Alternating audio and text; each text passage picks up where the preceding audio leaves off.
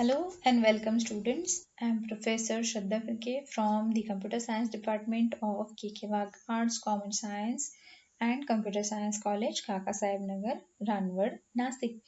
So today's topic is a requirement modeling, that is a use case diagram from the software engineering. So today we are going to study the use case diagrams. The content will be the use case diagram, then the components of use case diagrams, the relationships in the use case diagram, and one of the case study. Basically, first we will see what is a basic behavioral modeling. So in a basic behavioral modeling, the behavioral diagrams will show the dynamic behaviors of your objects in the system over the time. So in this lesson or in this video, we will discuss about the use case diagrams. So what is the basic purpose of use case view? In the use case view, we use the use case specifies the behavior of your system. Then it will represent the collection of the scenario that will describe the sequence of the actions that the user performs on the system. Again, this view will show the system functionalities that is written in an systematic manner. Again, it will describe an interaction between user and your system. So basically, in the use case diagram, this will show the relationships between actor, use cases, and your system. So the use case diagram will represent the different scenarios of the interaction between user and the use cases, or the actors and the use cases. So the basic components of use case diagrams are the actors, that is your users of your system, then the use cases, that is the different scenarios or the different activities that we're gonna perform, then the association between different use cases, and your system boundaries. So let's see what is an actor. An actor is an entity that will perform the certain rules or the certain roles in your system. So this may be the user who will perform the certain functionalities in the system, or the actor is shown as a stick figure as shown in here. It is shown in a stick figure and it is used in use case diagram to depict the outside of your system boundaries. So the actor can be a human or any organization, software, hardware, or any external system that can interact with your system. For example, consider in the library management system, the students and the librarian are the roles that can be easily identified as an actor in the system. So the student and the librarian will be represented in this stick figure format and they will act as actors in your system.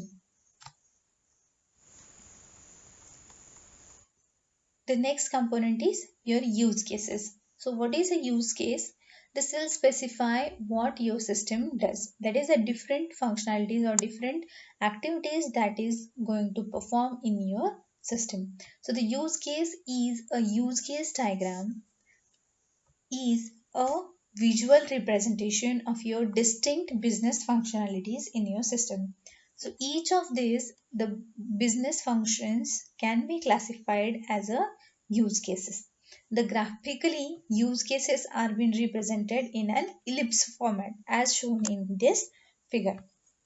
So for example, what are the use cases like view book, issue book, add book, remove book, add the member, remove your member, and some use cases. These are some use cases from the library system or the library management system. So the different activities that we have to perform in our system, that is for the library management system, that is represented in your use cases. For example, view book, issue book, add members, remove your members.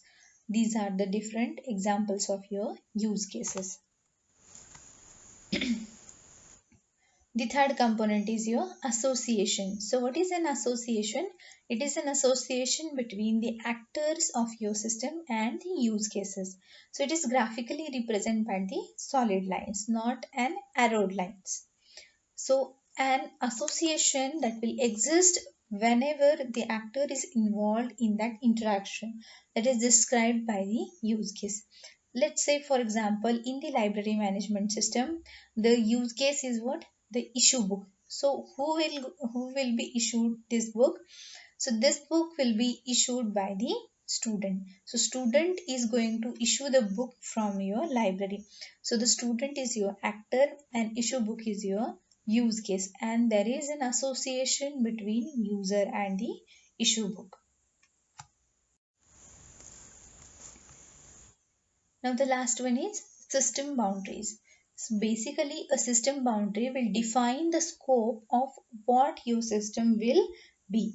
So it will define the boundary or your scope of your system.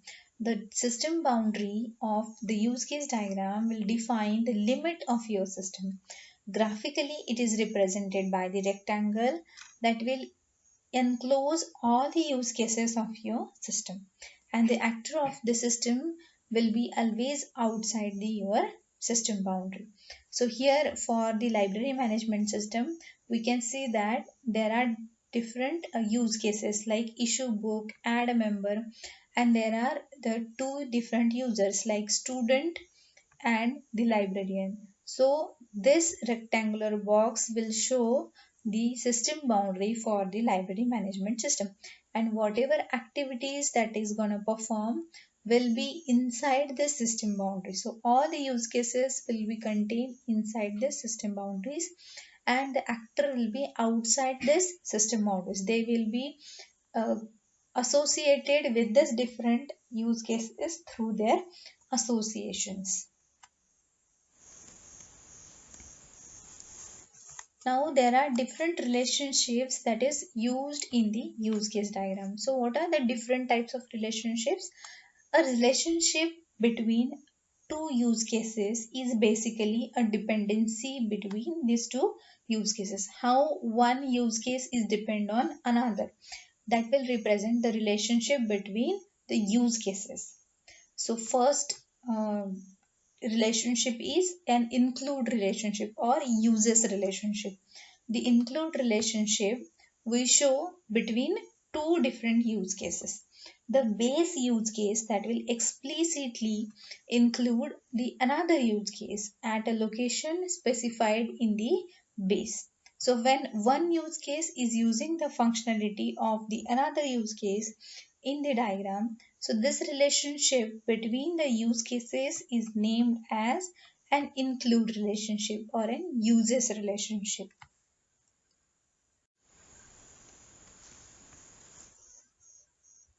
Yes, you can use this relationship to avoid the describing same flow of events for the several times and by placing the common behavior in the one use case.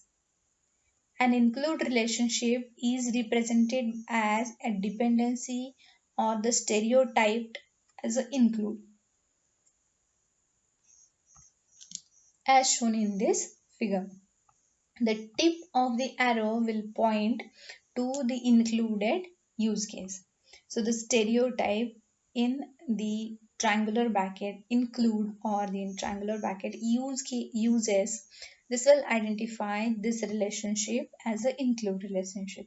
For example, whenever the login use case will execute, then in your application the validation use case will also get executed. So whenever the user will log in, it will automatically validate that user, and if it is valid, then it will allow to enter into a system.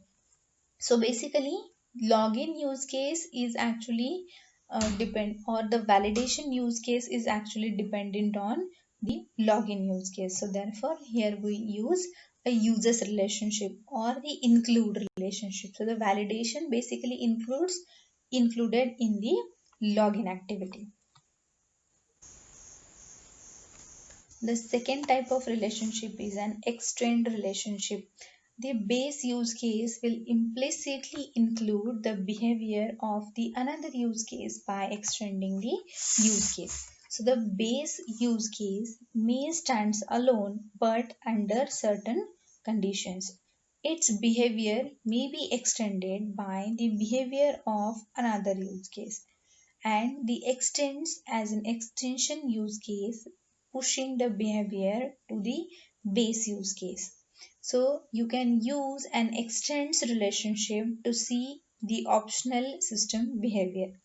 This relationship is also used to model the separate subflow that is executed under the given conditions. For example, you will render an extend relationship as a dependency or the stereotyped as a extend. So here given one example of the cellular network and the user. So these two are the actors of this system, and it includes two different use cases that place a phone call and place the conference call. So in place a conference call, it will extend the place of phone call relationship. So there exists an extend relationship in between these two use cases, because this conference call will actually extend the activity called place a phone call. And here there are two different users that are associated with an association with the place a phone call use case. And the third type of relationship is a generalization relationship. So the relationship between the general use case and a more specific use case. The generalization is a parent-child relationship between the users. So basically it will represent the generalization concept. From the one use case there exist a different child use cases. In generalization, it is represented with the directed arrow with the triangle arrowhead. So the tip of arrowhead pointer we will point to the parent use case, and the base of the arrowhead is a child use case. So generalization in between the use cases will be represented in this way. So the validate user, this is your generalized activity or generalized use case, and the arrowhead points to the parent use cases. So the validate user is the parent use case, and it is generally categorized into two different activities, that is check your password and the retina scan. So whenever in the use case validate user, we will validate the user in two ways, that is we will check his password and we will get his retina scan. So this is a generalization concept or the generalization relationship between different use cases. Now there exists a generalization between actors also. So you can define a general kind of actors and a specialized them using generalization relationship. So for example, there is one actor called as a staff, and the staff is also divided into two different types, that is a teaching staff and non-teaching staff. So this is the concept of generalization, where staff is a general activity or the general use case which is divided into two different use cases like teacher or the teaching staff and non-teaching staff. Let's see one case study for the use case diagram, that is a college or school admission process. So what will be the procedure for the school or college admission? So there exists, first we will find whatever the actors involved in the system. So there may be a student that is going to admit in the college, then the accountant and the office admin. Of course, the office admin will take all his responsibility to admit the student into a system or into your college, and the accountant will be considered while the uh, fees collection and the fees related issues. So first of all, this system, the student actor will represent here, and the student will fill the application form. Then it will pay the application form payment, either maybe card or maybe cash, and this includes the validations. So after paying the admission form, whenever he pays for the payment, we will first validate all the data. Then the student will print that application form, then it will validate the application form, and finally submit the form. So the validation process will be done by the office admin, because whenever the printed form will be given to the student, it will first verified or validated, and then the student will submit that application form. Then the admin staff, whatever the office admin staff, they will prepare the merit list, they will upload that list, they will view that list. Then after viewing the merit list by the student, he will submit his document if his name is in the mark list or the merit list. Then he will submit his documents, pays the admission fee, and generate the receipt. So the generation of the receipt and paying the admission fees to the accountant. So this activity can be handled by the accountant. Then finally the admission will be confirmed by the office admin staff.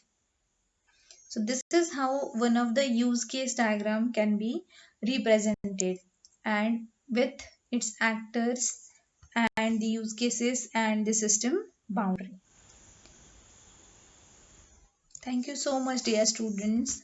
I hope you all have understood the use case diagrams from the software engineering.